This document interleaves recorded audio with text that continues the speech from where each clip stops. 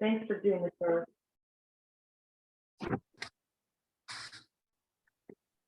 Mr. Cranberg. Yay. All right, get my agenda up. Okay, hello, everybody. Welcome to our November 17th, 2022 meeting of the Oceano Advisory Council. We'll open with the roll call for our council members. Lucia Casalnuovo. Yep. Here. Bonnie Ernst. Yes. Yeah, April Dury. Here. Aline Villa.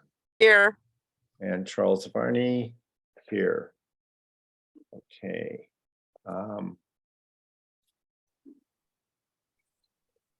We'll do the flag salute.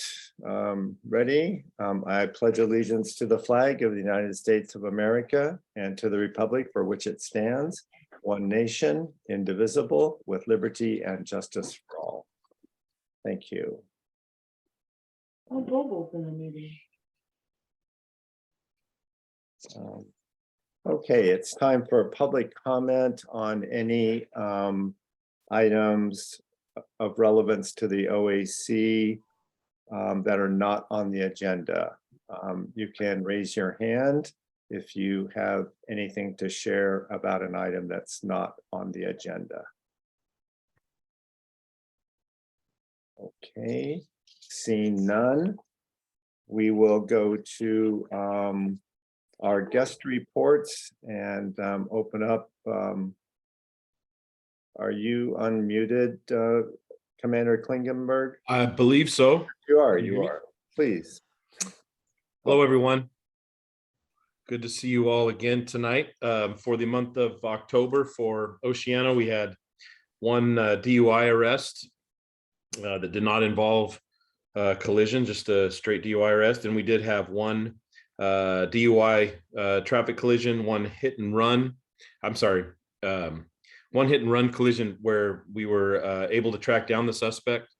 And then we had 3 collisions, and one of those collisions was a hit and run where we did not have any follow-up information to be able to track the suspect in that case. But yeah, we made a DUI arrest on the 15th. Nothing significant there. We had, like I said, a fairly serious DUI collision, the vicinity of Highway 1 and Halcyon. There was a driver and 3. He had 1, 2, 3 passengers. Caused some fairly significant injuries, nothing life-threatening. But he caused some fairly significant injuries, and we made a felony DUI arrest in that case, like I said, in the Highway 1 vicinity of Halcyon there. On our hit and run collision, that also occurred at the intersection there of Highway 1 and Halcyon. Pickup truck struck another vehicle, didn't cause any injuries, but we did have some follow-up information there, and we're able to track the suspect, and we've charged that driver with misdemeanor hit and run. And then we had 3 collisions that none of those involved any injuries. One of them was on Halcyon, about a quarter mile south of Highway 1. That was a 2-vehicle rear end collision, no injuries, minor damage to the vehicles. We had a 2-vehicle collision on Pier Avenue west of Highway 1. Vehicle made an unsafe turning movement and struck another vehicle. And then we had I talked a little bit about it earlier, a hit and run where a vehicle struck a parked vehicle. And we only could determine that the suspect vehicle was red. We didn't have any license plate information. Like I said, that happened on 18th Street, south of Pike. So 3 collisions with that were just straight collisions, one hit and run collision where we were able to catch the suspect, one DUI collision, and one straight DUI arrest. I saw a picture of unrelated. I saw a picture of a parking sign in front of Central Market, which I think we finally have resolution. I don't know how long it's taken, but we have resolution there. There's a sign there. So Thank you so much. that's my report for October, and I'm available for questions. April, go ahead. I just had one question. Of all the accidents and collisions and DUIs, et cetera, how many times did the Blue Star helicopter, emergency medical helicopter, have to come out for those?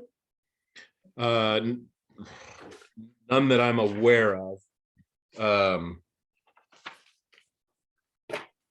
The only one that would have possibly been involved with a helicopter transport would have been that felony DUI collision. Mhm. And I think I can double check that here real quick.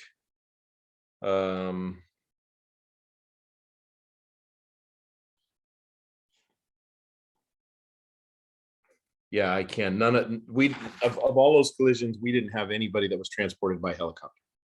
Okay, thank you so much for letting me know. Yep, you're welcome. Any other questions?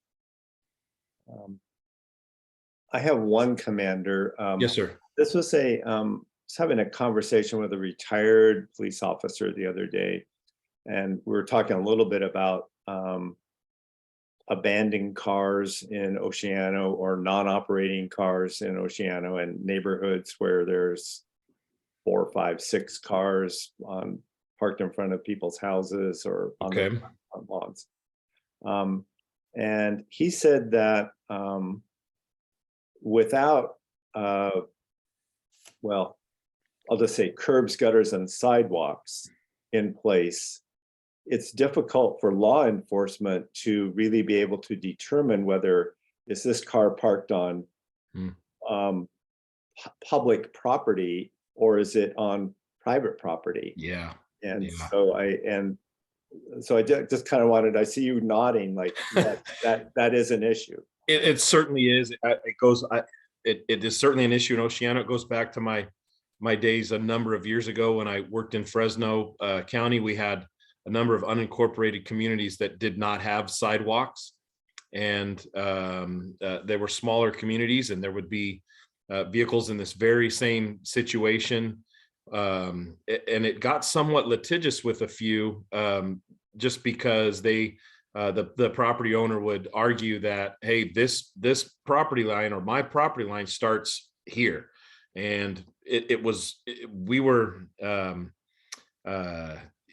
had to do some extensive research to determine where does the property line actually start, and where does the county, where's the county's right of way. Right. So yeah, that could be definitely an issue in Oceano. I can see how we could face that. So yeah, we can go down that road. We'd have to obviously get with the county and just start to figure out where the survey lines are and things like that. That might be, depending on where we're talking about, could be fairly extensive type of project. Okay. Well, I just wanted to, kind of get a confirm or deny on that, but that sounds like that this issue would be very, very, very important here in our community. Absolutely, because it makes it easier. Not having sidewalks makes it easier to have those abandoned vehicles parked there and be in sort of this gray area, if you will, and yeah, makes it a little more difficult. Yeah. Okay. Well, thank you very much. Sure. I don't see any other questions. Commander, thank you for showing up tonight, and enjoy the rest of your evening. I will. Yep. And happy Thanksgiving to you all. And thank you so much for putting up with me, and thanks for your service. Have a great night. Back at you. Thank you. Okay. Okay. Next, we had Commander Scott from the County Sheriff's Office. He assured me he was going to be here, but something must have come up.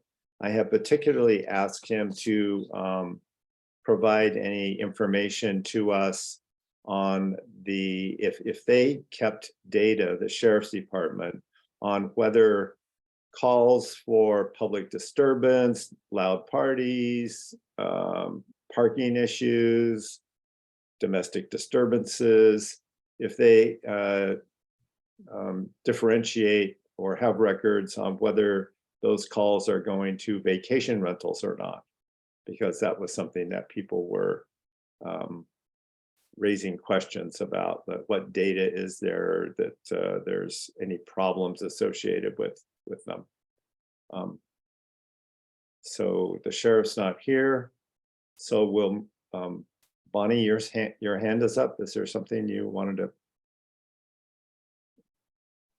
I just had a quick comment on that. It doesn't necessarily separate vacation rentals from houses, but you can go on the county website and there is a crime map. You can punch in what days you want to see, and all the different crimes of the area show up on a map. So it kind of gives you a ballpark idea of what's going on. Okay.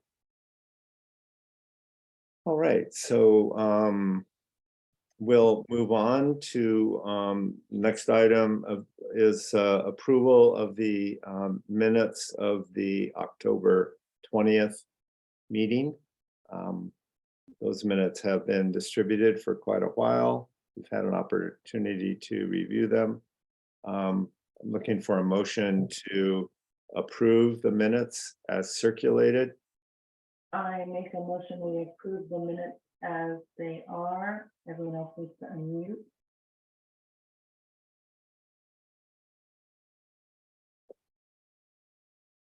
Second. Thank you, Aline. Is there any discussion on the minutes? Any suggested changes or modifications? Hearing none, all in favor, say aye. Aye. Aye. Any opposed? Okay, so moving on to business items. We're going to flip our order and we'll start with the vacation rental ordinance discussion. And we'll take public comment in a moment. The vacation rental ordinance was got some publicity at the Board of Supervisors meeting when Supervisor Compton called out the Oceano Advisory Council, and specifically around the vacation rental ordinance, accusing us of going behind the county's back, that this was evidence that we were out of control. We were a rogue organization. And I think that the term was, off the rails and going behind the county's back. And so just, as sort of an introduction to another discussion of the vacation rental ordinance, which has been going on in this organization since March of 2019, and well publicized in our minutes, in our agendas, and communicated to the planning department, communicated to Supervisor Compton on a monthly basis with specific invitations to her with our meeting agendas for her to join us and to participate with us, and communicating with county staff and working with county staff on the vacation rental ordinance. And, reams of correspondence going back and forth and suggestions that we have been totally within our lane as the county created organization to provide direct feedback to the Board of Supervisors on land use issues in our community. And we have, I'm gonna, some of these needs to mute, or let me get in Like here. Colleen is the only one. Oh, okay. I'll mute me. Go ahead. Okay, all right. So I mean, on the topics that we have taken positions on, not just the the vacation rental permits that come to us, but extremely important land use issues in the community of Oceano, like the SVRA and vehicles on the beach. That is a land use decision that has profound impacts on our community. The status of the airport, that's another land use decision that has profound impacts on our community. And those are exactly the sort of things that supervisors created advisory councils for, and that's the job that we're doing.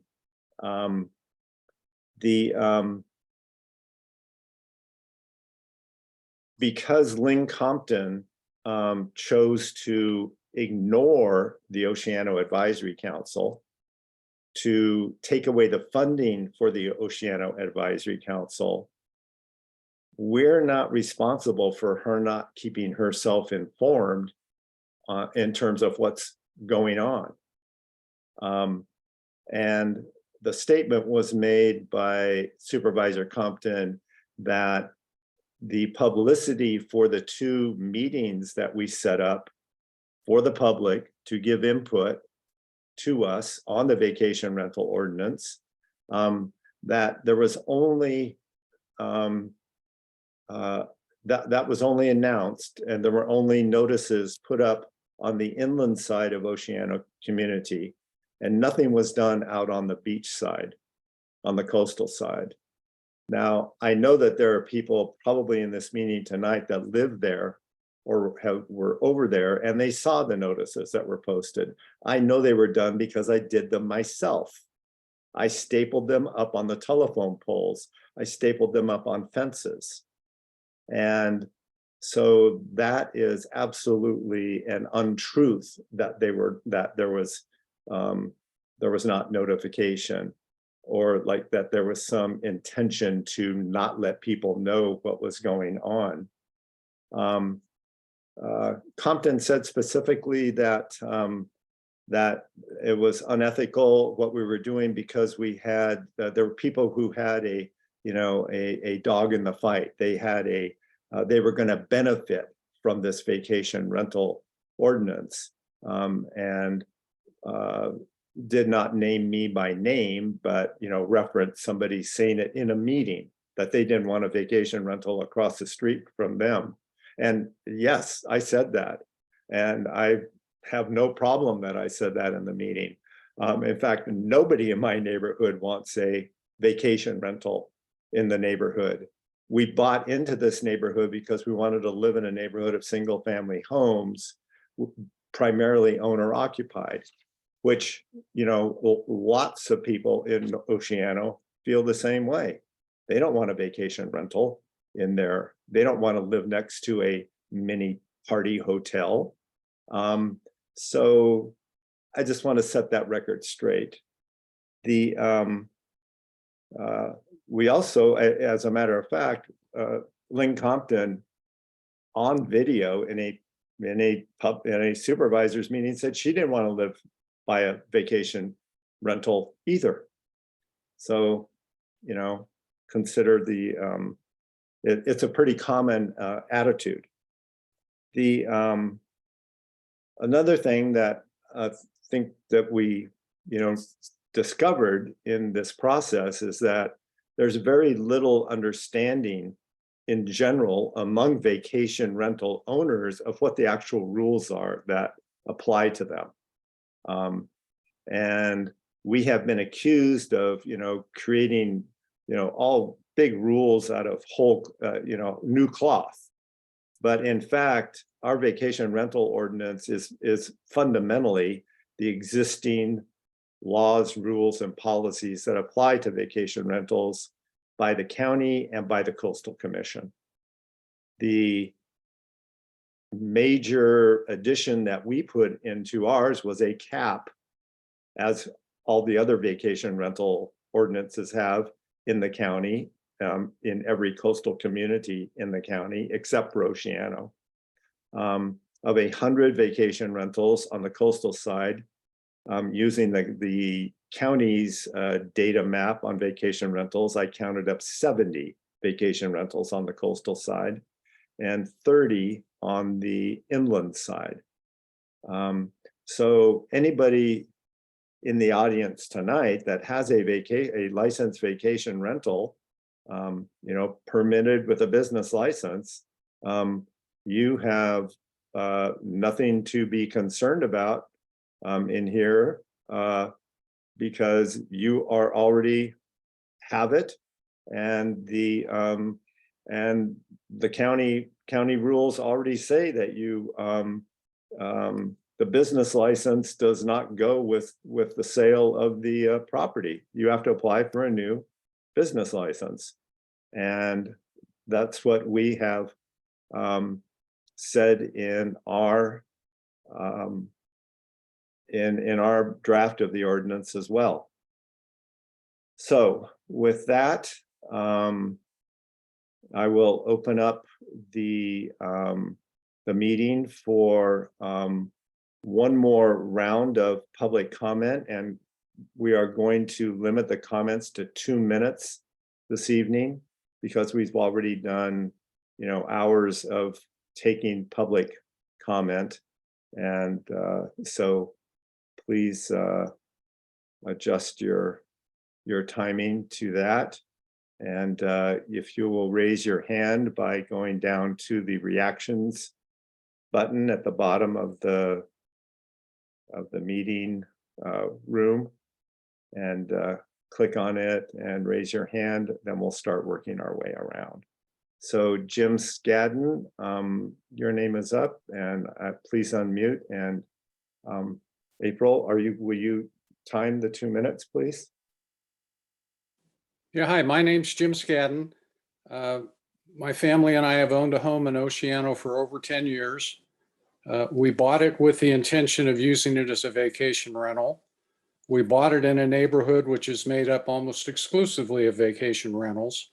We have not received any significant complaints from our neighbors about the use of our property. So I have some question about the contention that folks in our neighborhood don't want to be near homes that are vacation rentals.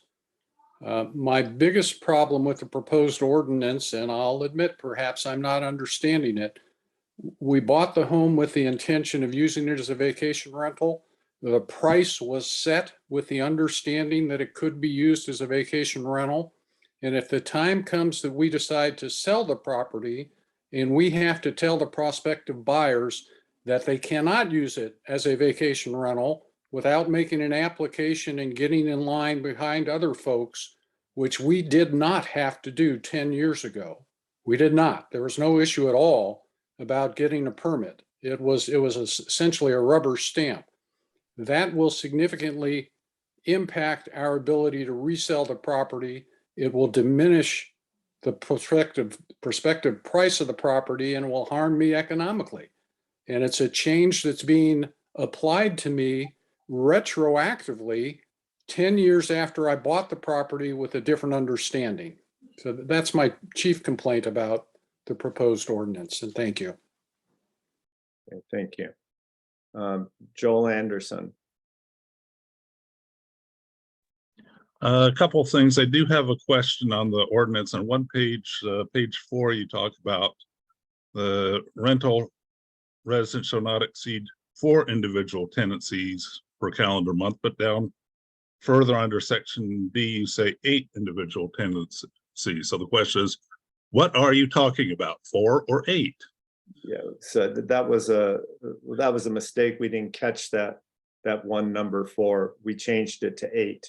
Okay, then a couple of other things. You seem to confuse the business license, which is not transferable but easily obtainable, with the use permit.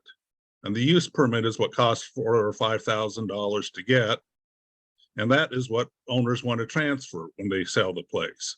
That's what adds the value. So don't say that you can't get past the business license. We're going to talk about a use permit, 2 different items. Business license cost about $30–40 a year. They're simple. Then you say you don't want to have signs on the rental units yet. That's the easiest way for somebody to complain if they have any complaints. You look at the name on and the phone number, it's right there on the front. So if there's a complaint, you call up that number, and anytime there's been a problem, I've had the property manager shut it down within 5 minutes. They just call up and let people know you got a problem, it's taken care of. Sometimes people don't realize they're loud. Thank you.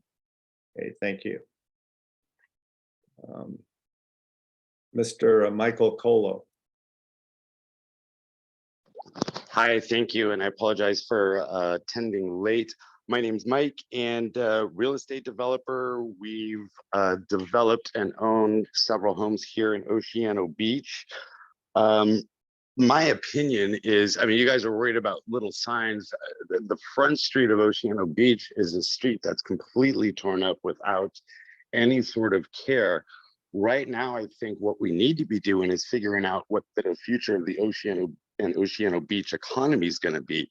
You have neighboring areas like Pismo Beach, Shell Beach that have thrived as far as real estate values, tourism, restaurants, business, with the possibility of Oceano removing the vehicles from the beach that A, takes away what little economy it has for the most part, and B, it also opens up the beach to equestrians, bike riders, all this type of stuff. And that will bring restaurants, tourism. I mean, Oceano Beach, you could argue, is nicer than Pismo Beach. Shell Beach doesn't even have a beach. And there's no reason this shouldn't be thriving. The values have been hampered by the vehicles being allowed on the beach, love it or hate it. And the rental income is what's going to get this place going. If anything, you need to put more money into it. Get more people there, not drive them away. Thank you. Okay. See, Joel Anderson.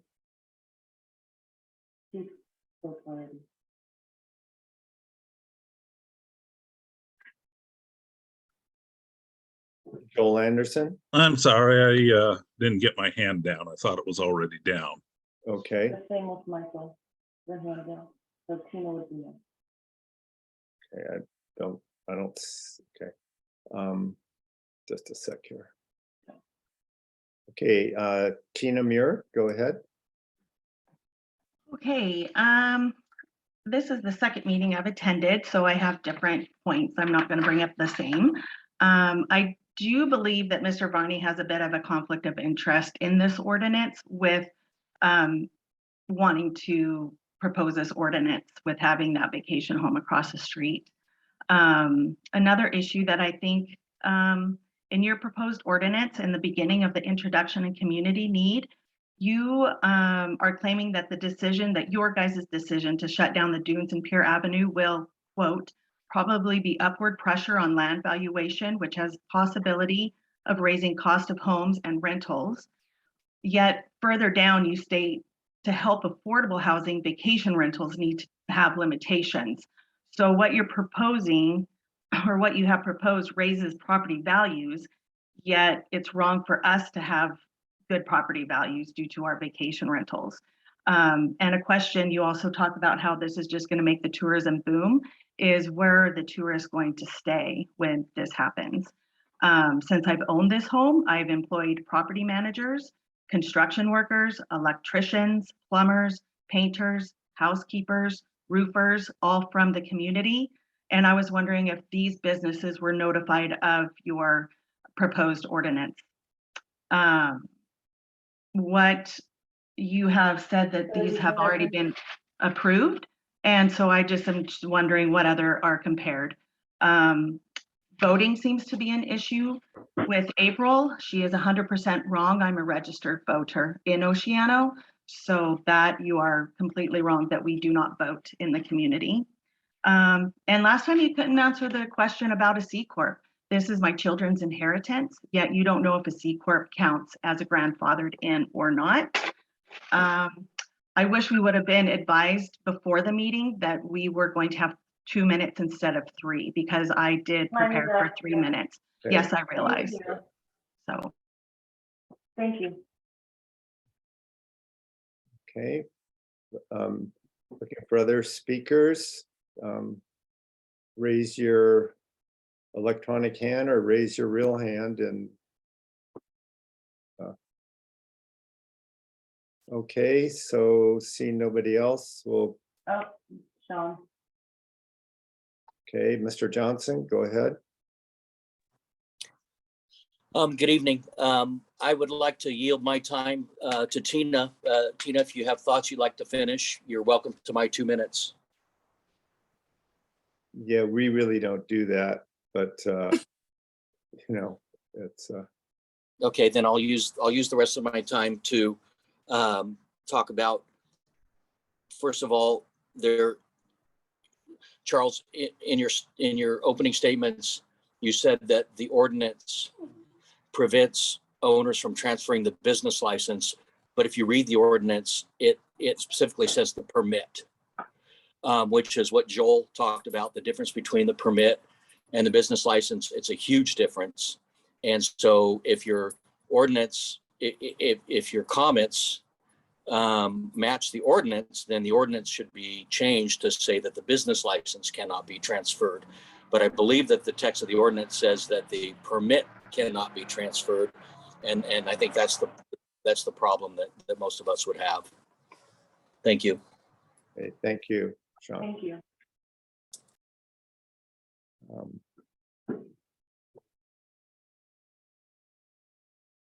Okay, we'll bring it back to the council then and close the public comment. And so I'm looking to council members who have comments that they would like to make.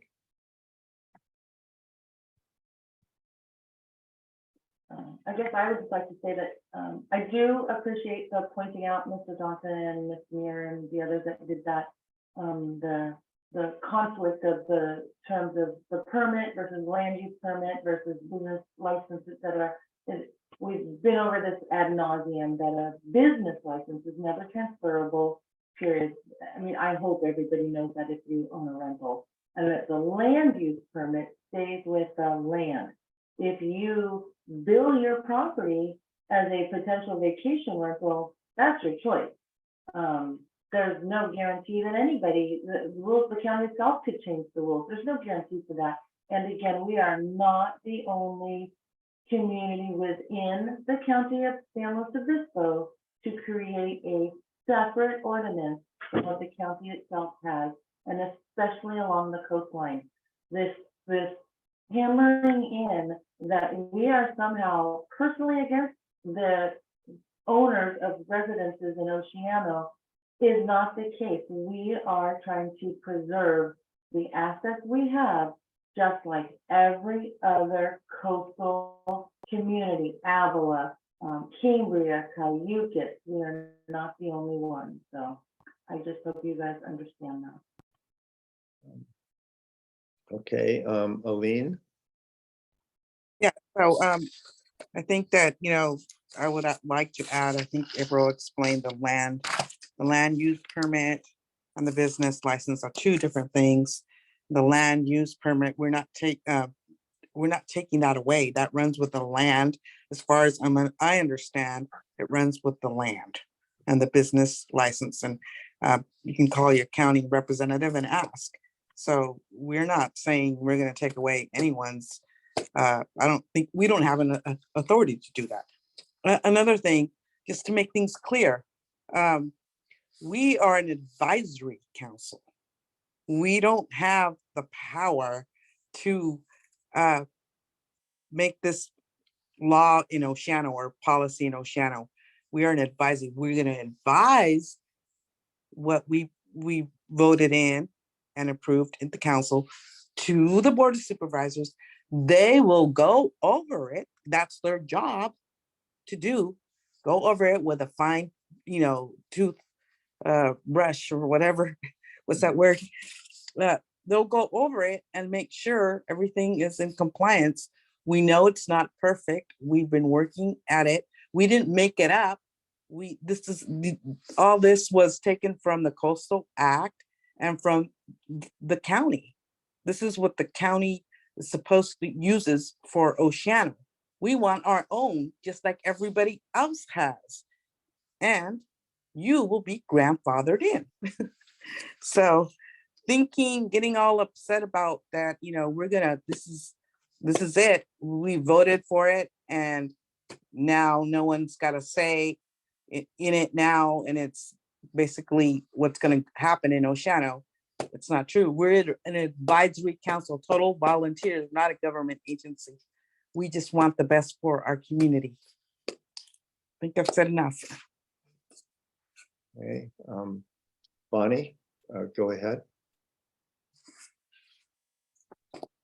Great. I did want to apologize to the council, and I did want to apologize to any of the people attending. When I joined on a couple months ago, so we would have, we'd have the 5 members required. Didn't want to see this organization die out, but I also joined on knowing that I would be out of the country for about 2.5 months. So I haven't kept up on this vacation ordinance as I should. I did spend the last few days going through it. I find there are some significant problems.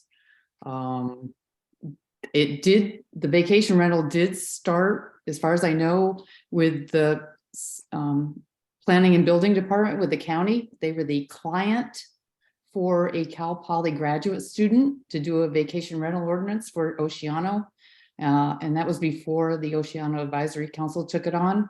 So it was actually the county that was the client that started this prior to our getting involved. I don't share all of everyone else's concerns.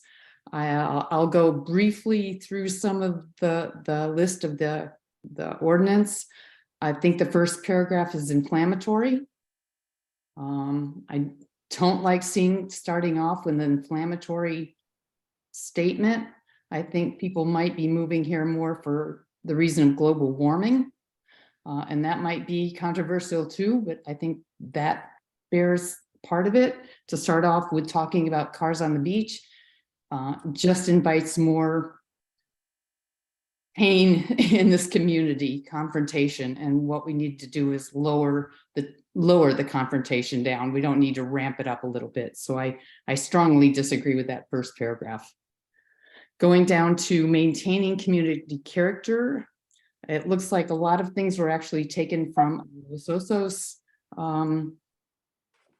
They didn't call it an ordinance. I think they called it something else. They called it guidelines they're doing. So they're doing guidelines.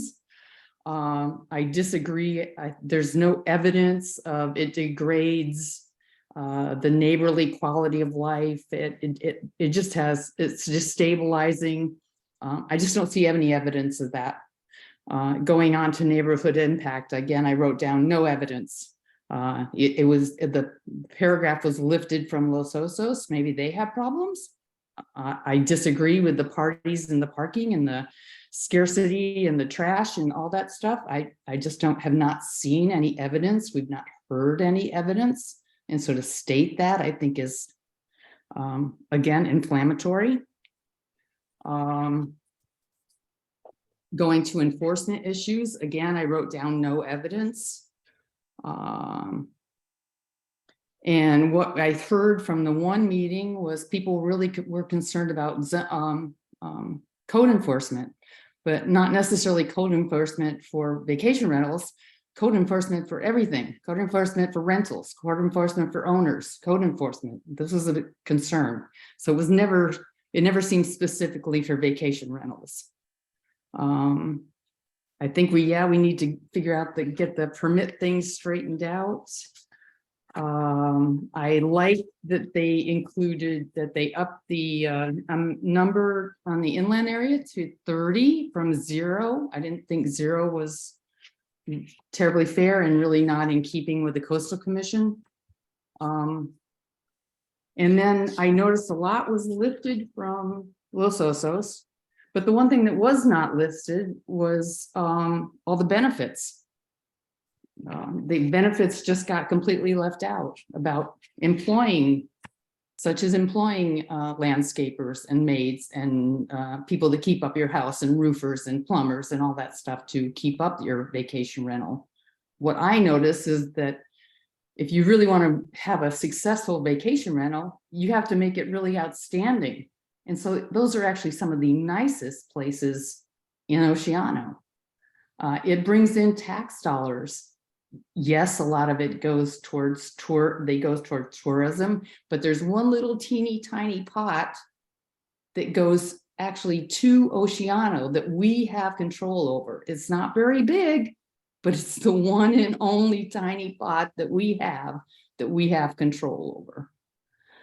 I have inferred, so I think there's a lot of positive benefits. I can't find my list of where I put them.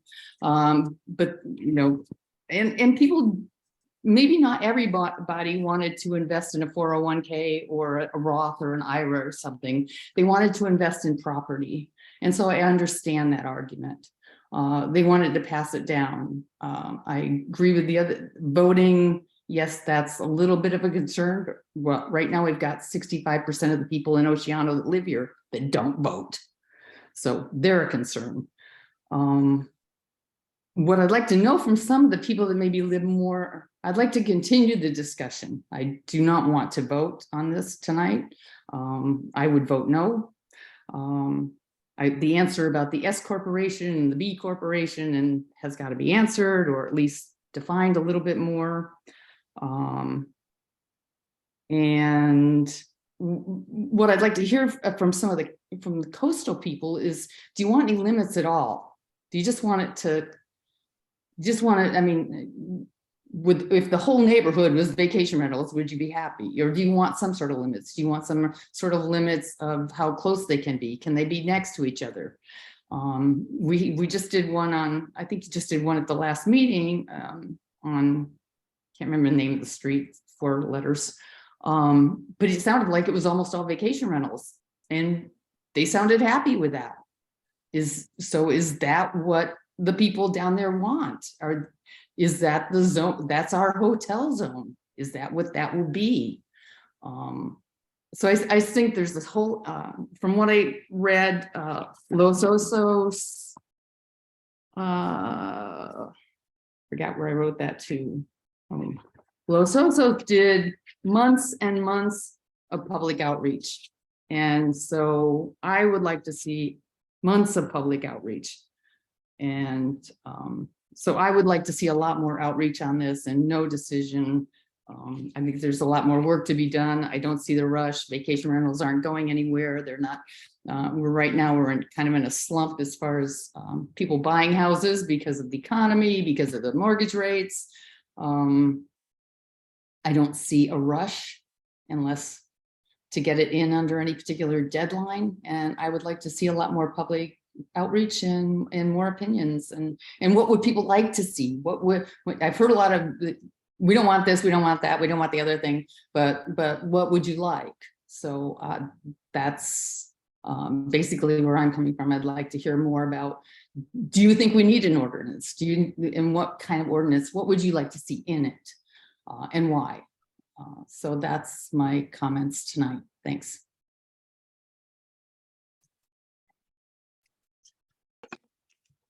Anybody else?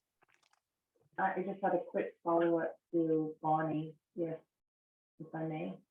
Okay. Sure. Bonnie, just to give you a minute, I don't know, it sounds like maybe you haven't gone and back and looked at our past meetings, even the ones where we had them like at the OCSD and we had them on Zoom for just this topic. And it just doesn't sound like maybe you saw those, and I think that you should, because really the answer to that question would be, from everything I've heard, they don't want any rules at all, period. Their quality of life is their investment versus the rest of the residents' quality of life is having a community and a neighborhood not filled with people who don't live here, don't vote here, don't know who your cat is when it gets lost, et cetera. So that's just what I've noticed is that when asked, when the people who own the rentals have expressed anything, it's that they want zero ordinance. They want no rules on them whatsoever. So to answer your question, and that little street is called York. So just to give you that information.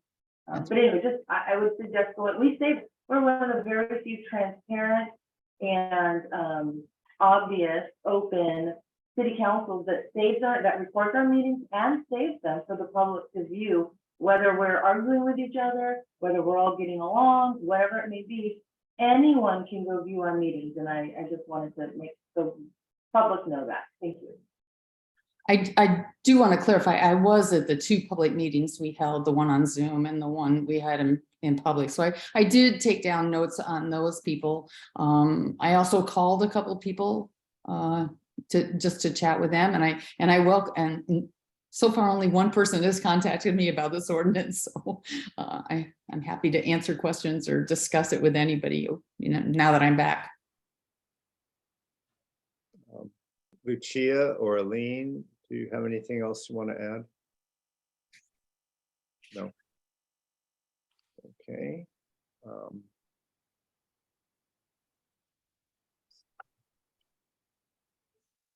Okay, so what's the pleasure of the council? April, you're muted. Sorry about that. I'd like to make a motion that the OAC sets this off the table for now and does not make a decision tonight and revisit it in the future.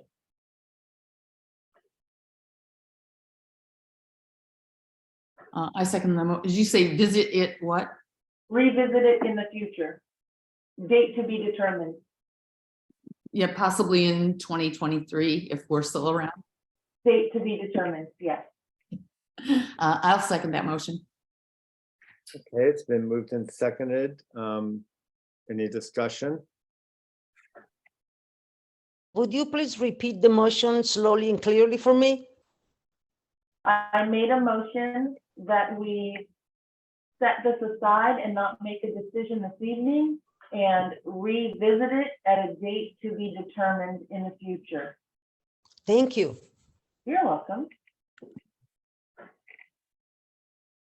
Anything else? Okay, all in favor? I'll do a roll call here. April? Yes. Bonnie? Yes, public doesn't get to comment on that. They had their public comment. Okay. We've done public comment. Lucia? Yes. Aline? Okay. Unmute. Yes.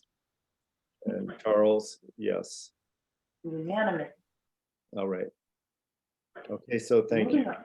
Moving on to new business. The first topic is Supervisor Compton's move to eliminate the Oceano Advisory Council.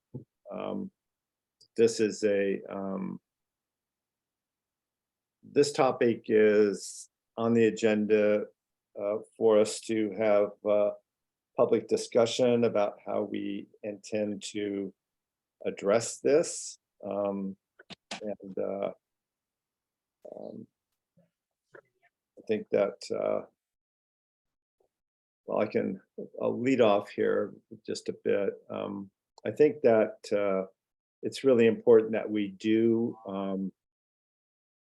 very systematically respond to the allegations that have been made against us and set the record straight and hold Supervisor Compton accountable for what she has been saying about us in public.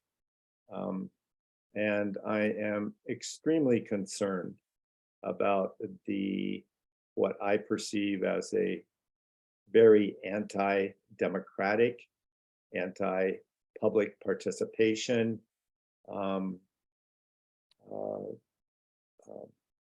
implication of the Board of Supervisors canceling an advisory council that they have set up, because that advisory council takes positions that a particular supervisor doesn't agree with.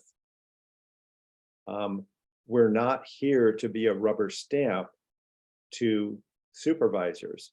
We're here to provide, hopefully, our best advice based on our sense of what is in the long-term best interests for the community. The Oceano Advisory Council is a group of community activists. Every one of us here participates actively in the community of Oceano. And each of the people on this advisory council are here because they care fundamentally about the community of Oceano. We're not here to expand our economic base or developing because we want to develop a business and we think this is a good committee to be on to further our own needs. One of the people speaking said that she did believe I had a conflict of interest because I don't want a vacation rental unit across the street from me. Well, I choose to disagree with you. As I said, that is a fairly common feeling around the county and in Oceano. So I do think that it's important that we be well organized, that we have our facts straight, that we have a reasonable amount of documentation. I don't think we need to have every email that we sent every month to Lynn Compton asking her to come to our meetings and to give us some money so that we could operate and to participate with us. But her refusal to do so is, clearly part of the record because she never came to the meetings. So we really didn't have that. And her trying to blame us for her lack of knowing what's going on is disingenuous in the least. So that's just sort of my opening comment about really saying how important I think it is that we stand up for the good work that we have done in this community.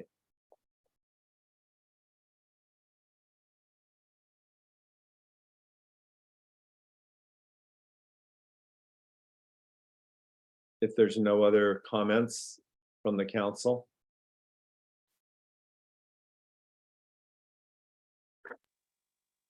Aline? Yeah, well, I completely agree with what you say, Charles.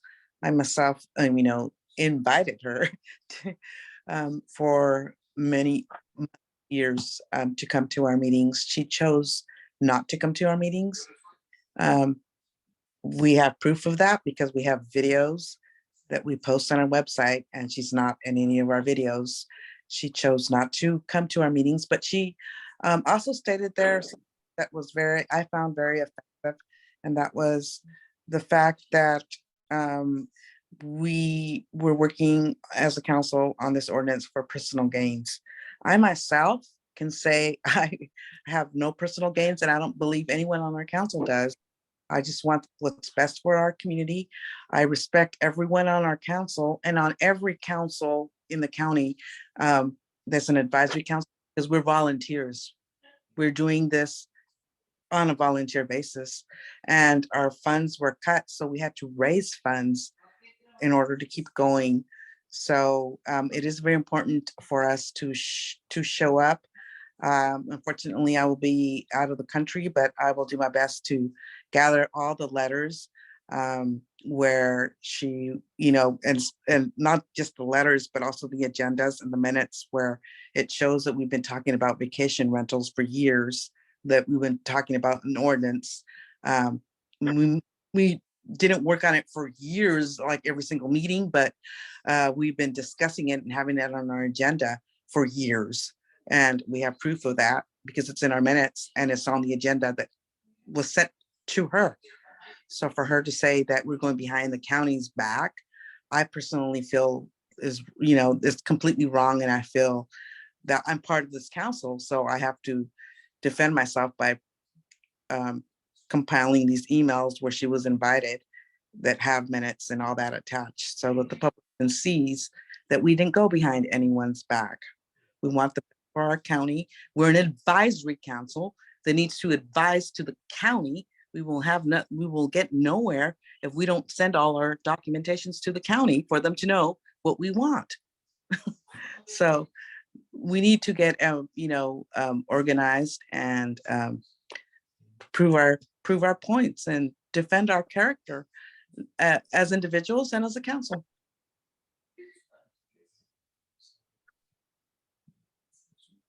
Any other? Lucia, did you have any comments? No. April? And I apologize, I have a 1972 heater in my house, making that racket if you can hear it, I apologize. I understand where Arlene's coming from because she was chair for much of that time, because over a year she was chair, and I know personally, I know that she personally was the one that sent those emails inviting, explaining, educating, informing all supervisors, but in particular Supervisor Thompson, about our meetings, etc. I, like most of us here, also was taken aback by her stating that we are on an advisory council for our own personal gain. I own a bookkeeping business and I do taxes for a living, and the Oceano clients that I have are clients that I had before I got on the OAC, or that I've gotten, they don't even know what the OAC is, they don't care, they barely know what the OCSD is, unfortunately. So I have gotten no gain out of this. I've spent an inordinate amount of my own personal time and money keeping this afloat and being a participant in it, because I believe that Oceano deserves better. I've used that hashtag for a long time. Oceano deserves better, from our government on down, the OCSD on down. And something that I also was very disappointed to learn before this meeting, that she said what she said, I didn't know anything about a petition. So this petition where we're being blamed and being accused of not sharing information about a rental ordinance on the ocean side where vacation rentals are. I'm an Oceano resident, yet I knew nothing at all about a petition against the OAC or a petition to stop the vacation rental. So who signed these petitions? So that will put a pin in that. But first, when Supervisor Thompson said that there was over 350 signatures, that was a blatant lie. By the time I finally found it and someone clued me into where it was and I looked at it, there were roughly barely 100 of these people. And when I looked up their names, they were residents of Arroyo Grande, where there's a vacation rental ordinance. They're residents of Pismo Beach, where there's a vacation rental ordinance. So that lie that just thrown out there, that's not fair. It's so hard to fight that once it's out in the public. So I just want the community to know there was never 350 signed on a petition against us. That was a lie. And again, this has been known since 2019. It's so common for the ones that make the money to fight against an ordinance that is for the benefit of all and not just a small group. Fighting vacation rental ordinances, if you put that in a Google search, you will see it 1,000 times all over the country, in not even vacation parts of towns anymore, because everything's a vacation. If you can go stay at somebody's house and get to see a little part of the world you don't normally see, that's a vacation home in residential areas. So we are by far nowhere near the only community in all of Oceano and all of the world to want this. So that we're being portrayed as some out for our own benefit, crazy people making these decisions, is so far from the truth and unfair that an elected official to represent our area are saying things that aren't true. But that's my opinion, and I'm sharing it. And Charles, we did not open this up to public discussion, just so you know. Mhm. Yes. Mhm.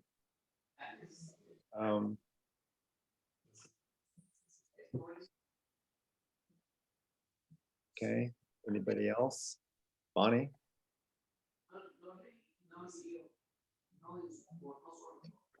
Nothing at this time, thanks. Okay. Lucia. So, Okay, Lucia, yeah. Yes, I think we need to have a meeting when I get back before the 6th. Maybe an informal meeting. It doesn't have to be, and really go down the list of who's going to say what, Mhm, so that we don't repeat ourselves. So that mhm, we decide which points are you going to make, which point are you going to make, mhm. so that we cover everything. We're going to have, we don't know if we're going to have 3 minutes or 2 minutes.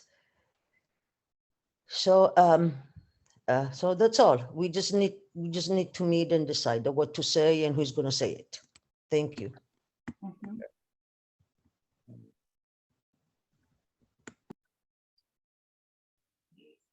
Okay, anything else? Public comment? I will add one thing. All right, go ahead. Also coming back, I got a chance to go over more of the handbook from the county and to go over the bylaws more. And I apologize again for not doing that before I left. The handbook in the county states that we should have a liaison. I don't remember there ever being a liaison. I think other people have said they've been sporadic or it's been a revolving door.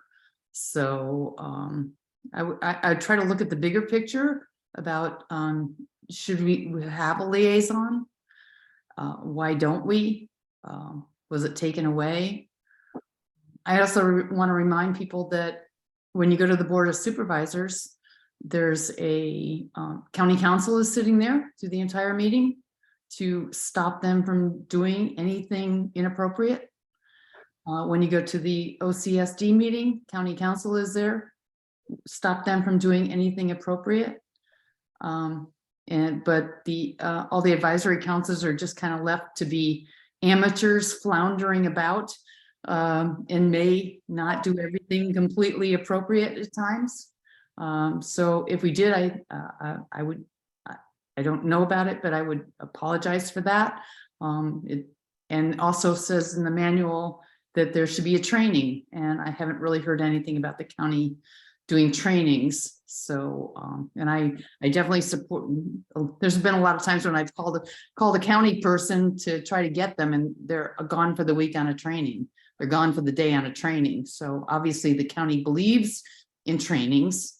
So maybe they could do more training for the advisory councils so that problems don't arise. I know if we'd had Supervisor-elect Paulding probably at our meeting, he would have probably pointed out any problems if we'd had them. And that's why we're getting him soon. So I think the county needs to maybe go back and look at some of their manual. I mean, they put it together 10 years ago. Does it still apply? Do the methods of funding that they use now still apply? Right now, VACO seems to have received funding kind of proportionate to what 3 of their members donated to Supervisor Compton's campaign in 2022. And since none of us in this council donated anything to her campaign, we received nothing. So is that how the county really wants their advisory councils to be funded? So I would encourage people to look at the bigger picture of all advisory councils. And if this happens to us now, could it happen to Los Osos and Avila? And I'm sure Los Osos has gone through some really difficult times, but I would just encourage to look at the bigger picture and maybe different parties hold responsibility and maybe there could be some more positive changes that are made to make advisory councils more responsive, and maybe they need to be more along with the same rules and regulations. So I would just encourage people to look at the bigger picture on this and not to get into the weeds with answering all of the accusations made against us, because once we answer 10 of them, another 10 are going to come at us. Thanks, my comments again, sorry. Thank you, Bonnie. I think that I don't think it's an either or sort of situation. I think that the light can be shown on the basic kind of low regard that the county really holds advisory councils in terms of the lack of support that they give to them. And at the same time, absolutely, what we need to set the record straight on is very simple and very straightforward and not very complex, because we have done our work with integrity and fairness and openness and transparency. The fact that Lynn Compton carved Oceano out of her district in the allegedly, at least by the court, Judge Fetterman, before she recused herself, according to a criminal code issue, which is interesting, but found that the lawsuit against the county for gerrymandering would most likely prevail, that they have proven their case. And I think that, you know, Lynn Compton is a lame duck, and she hasn't cared about Oceano in any significant way for 8 years, unless you were one of her donors, one of her Republican colleagues. I mean, it has become very political, and now she's weighing in at her last meeting with a last act of what in any other country would be seen as a sort of a really a fascist type move to actually eliminate a group that is speaking up for their community, but that she doesn't agree with. That's a dangerous, dangerous precedent.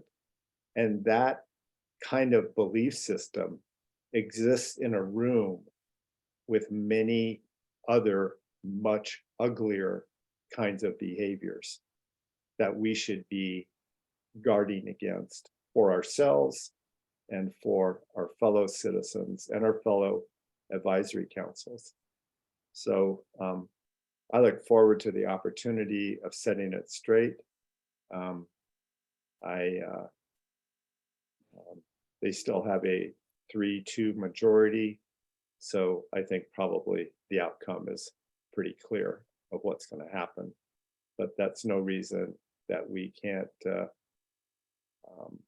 speak up clearly and with integrity for the work that we have been doing. Any other comments? I'd like to hear from the 4 to 5 people still in the audience. Yeah, okay, so we'll do that. Okay, we'll open this up for public comment. If any members of the public want to say anything. Okay, seeing none. Sorry, I had a question actually. Who's This is speaking? This is Bulbul from the New Times. Hi. Okay, I just had a question. Speaking as like a press person, I was just wondering, when it comes to finances that the OAC receives, what kind of projects would that funding, help with? At least in the OAC, for the OAC specifically. so I'll take a first cut at that, and other Mhm. council members may want to. Handle it. So the funding for advisory councils is typically first and foremost used for just the actual maintenance of the advisory council, to have a website, to have a Zoom account, to be able to, make copies of flyers to distribute around the county. typically advisory councils are not involved in projects. Although money could be spent on a community event.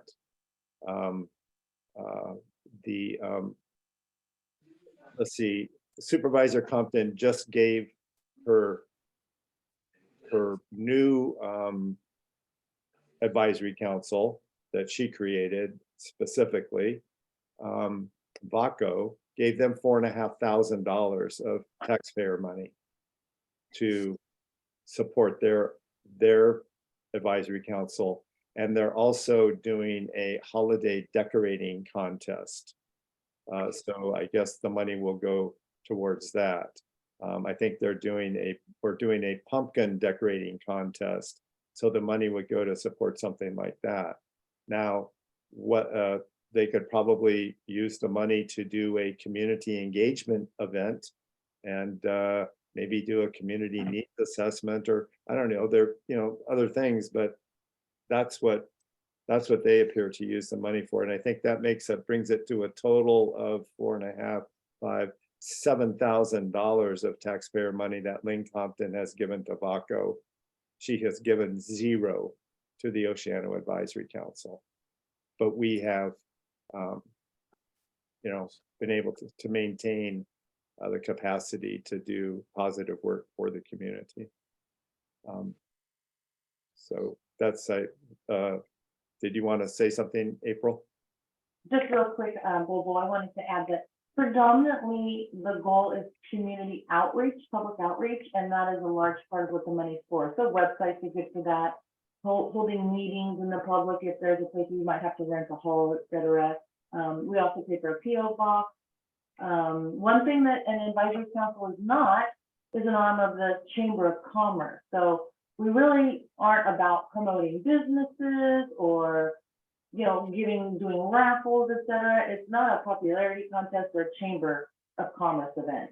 But I do wonder how much of the money that the county gave to VACO, that VACO used to create things like, I don't know, petitions against the OAC, things of that nature, events and meetings for vacation rental owners to unite and come together and support them against the OAC, from what I've heard on the street.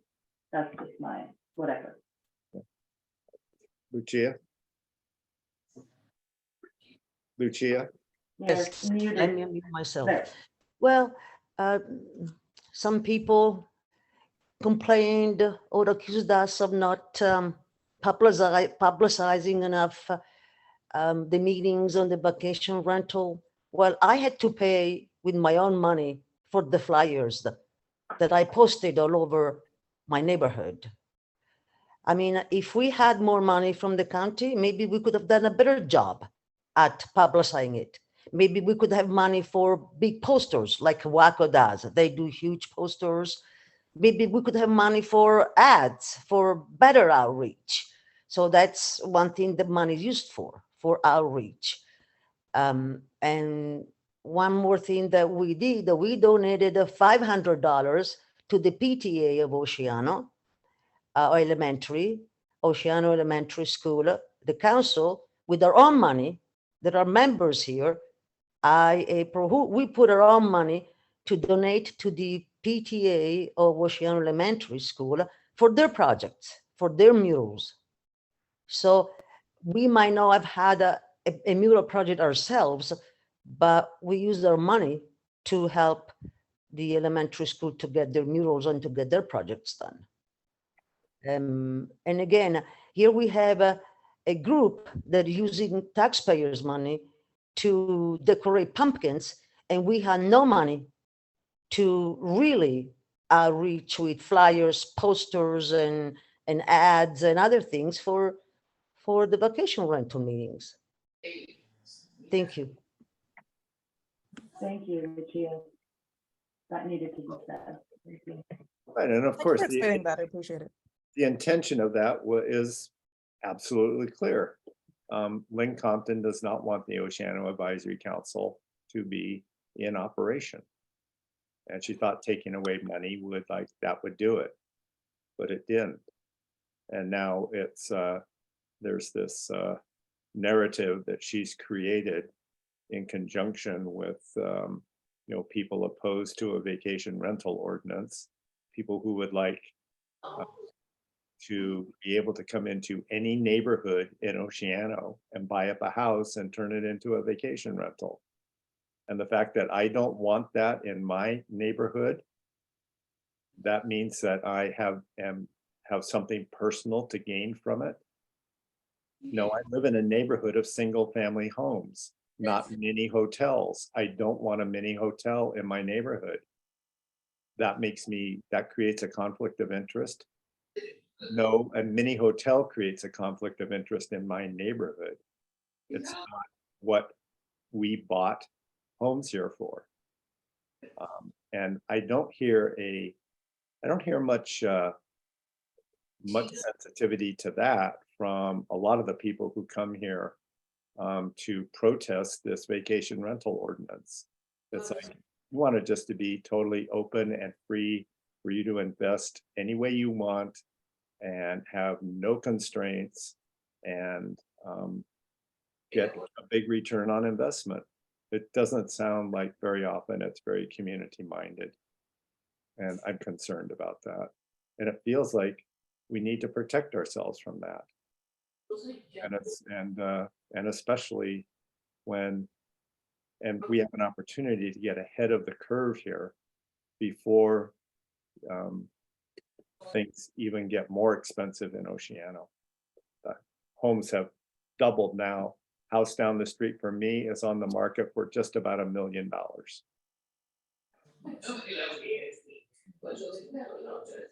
Mobile, do you want to have any follow-up, or are you done?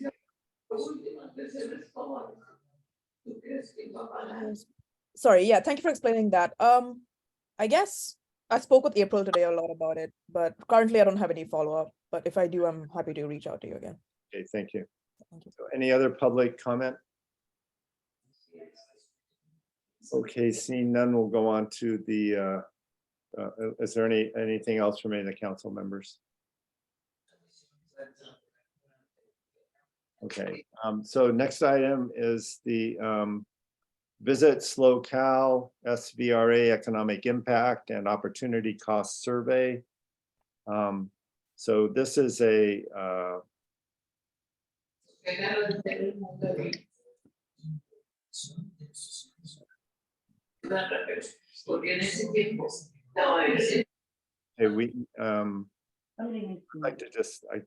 I'd like to mute. Would everybody mute themselves, please? We're getting a lot of conversational stuff coming through. So the intent of this research is to determine the actual economic benefit of the Oceano Dunes State Vehicle Recreational Area to the economy of South County, San Luis Obispo County. And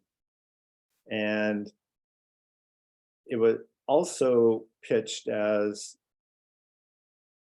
calculating opportunity costs, which basically means that if the SVRA wasn't here, what kind of new opportunities would that create for income? And as one of the speakers was saying earlier this evening, if there weren't vehicles on the beach, then there'd be a different type of tourist coming to Oceano. And that would be an example of an opportunity cost or benefit, really.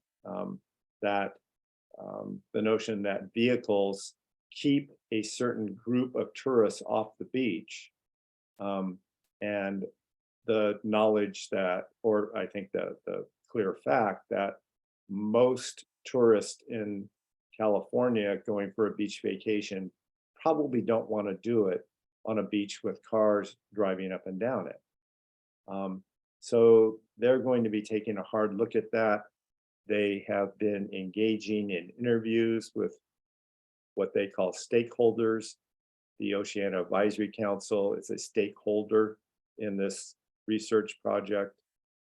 I represented the council in an interview with their lead researcher. It turns out that they are going to be gathering primary economic impact data. That wasn't made clear.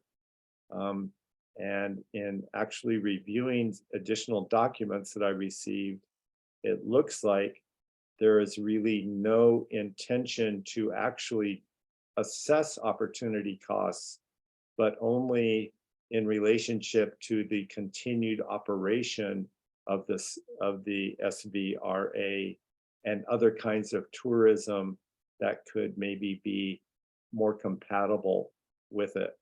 So I'm kind of more confused about really what is the intention of this research project.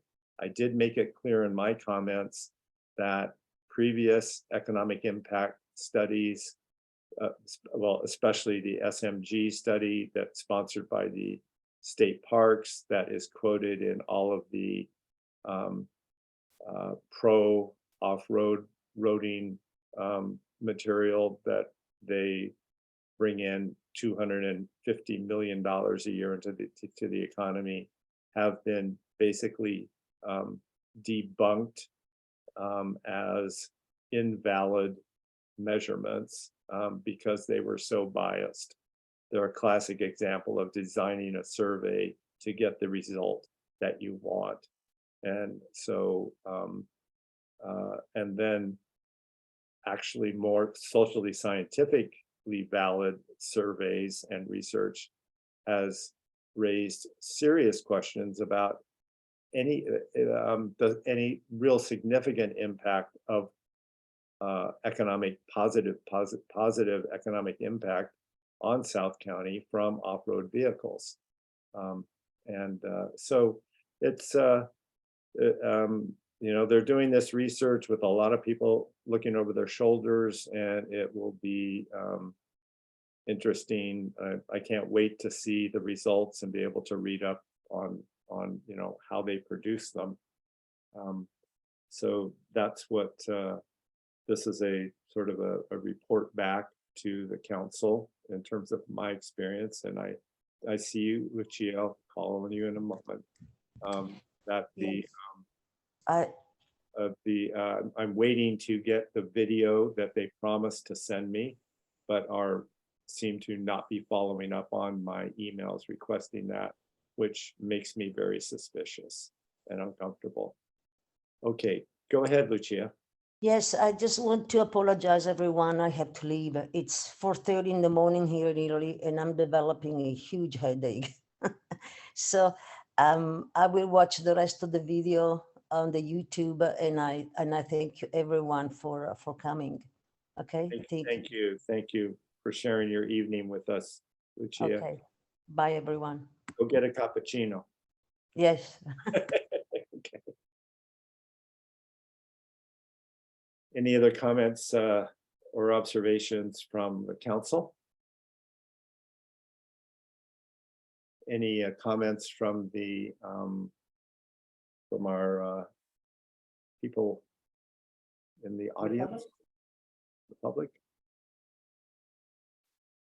Okay. All right, so then we'll move on.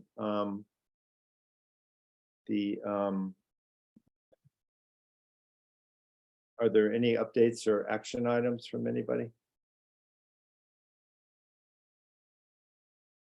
Okay, council member and officer reports. Treasurer's report. I'll do this for Lucia. We have one expense this month, $166 to renew annual renewal for our post office box in Oceano. Is there, Lean, is there a report from Oceano Beach Community Association or Bonnie?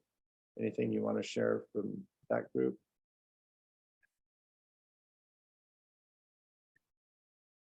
I don't have anything right now. I think actually, Aline is the official rep for that. Aline, I'm not hearing anything from you, or you. April, go ahead. I was gonna say the OBCA attended something at an airport recently, maybe, they want to report on that?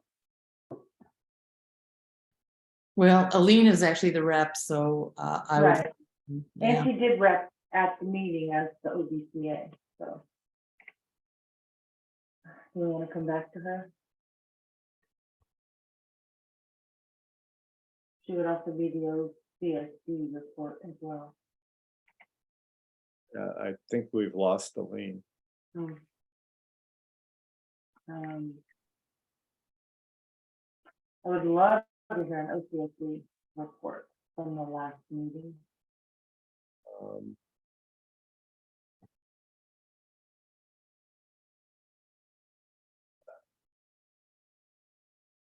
Well, We Give it- still have a quorum, so we can continue.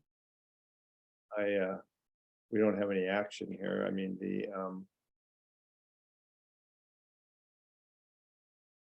I wasn't at the meeting, so I can't report back on it. I get it, so we'll just have a treasurer's report this time. All right. So, any items for future agendas? Yes, I had asked last time and it didn't make it, which is fine, but I would like the bylaws to be on there for that one in particular that I had mentioned last time. Which one was that? Ooh, of course you're gonna ask me. I mean, just a Hold on. descriptor, is it on It has to or do something? with abstaining?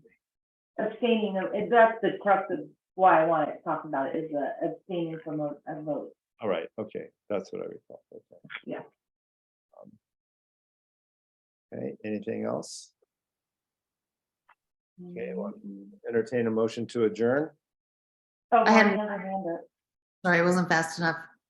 If we live to fight another day, we need pursuit of new members. Yes,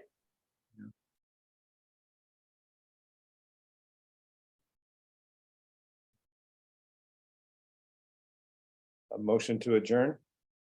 I make a motion, we adjourn. Second, Okay. All in favor? Yes, yes. Okay, everybody, thank you. Thank you to the public. Appreciate it. Thanks, Sean, for sitting through yet again another meeting. You are our most attended person. Thank you. I'll take that honor. Thank you. Absolutely. Well, and you may be in the historical, last historical meeting of the Oceano Advisory Council, one of the oldest advisory councils, and the first advisory council to ever be terminated by the Board of Supervisors at San Luis Obispo County. Well, let's hope not. And as I've said before, I thank you for your service, and I'm happy to participate in the process. Well, I'll tell you, if you would like to just support that from a perspective of the Oceano Advisory Council demonstrated integrity in its work on this, and tell the supervisors that, it would be appreciated, Mr. Johnson. Got it. Thank you, Charles. absolutely. All right, everybody. Have a good rest of your evening, and thank you for your service.